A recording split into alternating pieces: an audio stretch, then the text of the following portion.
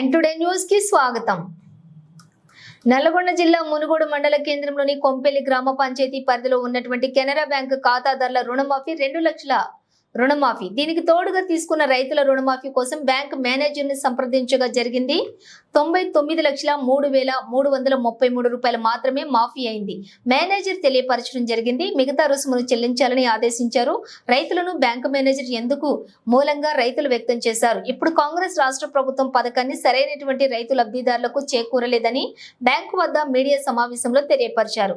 తక్షణమే ప్రభుత్వం గుర్తించి పైనున్నటువంటి ప్రేమను చెప్పడం కాకుండా పేపర్ల ద్వారా మీడియా ద్వారా గొప్పది కాదని, రైతులకు తక్షణమే వాళ్లను గుర్తించి ఆ రైతులను ఆదుకోవాల్సిన బాధ్యత పైన ఉందని రైతులు ఆరోపిస్తున్నారు.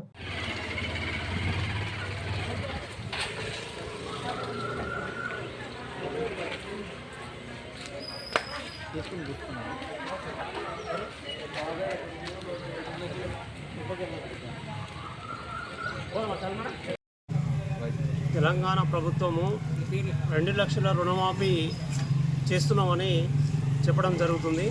కానీ క్షేత్రస్థాయిలో ఇప్పుడు ఫస్ట్ ఫేజ్లో 1,00,000 రూపాయలు మాఫీని ప్రకటించడం జరిగింది.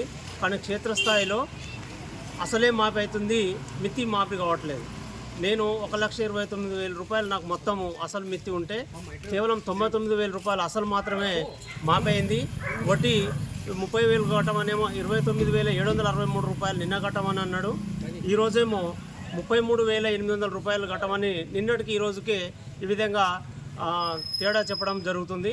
ఇట్లా రైతులను బ్యాంకు అధికారులు రకరకాలుగా ఇట్లా చెప్పడం జరుగుతుంది.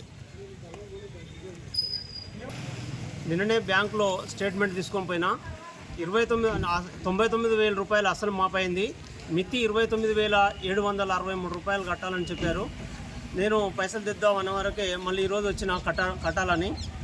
ఈరోజు 33,800 అని ఇప్పుడే బ్యాంకు అధికారి రాసియడం జరిగింది. దీంట్లో బుక్లో రాసిచ్చిన 33,800 రూపాయలు రాసియడం జరిగింది.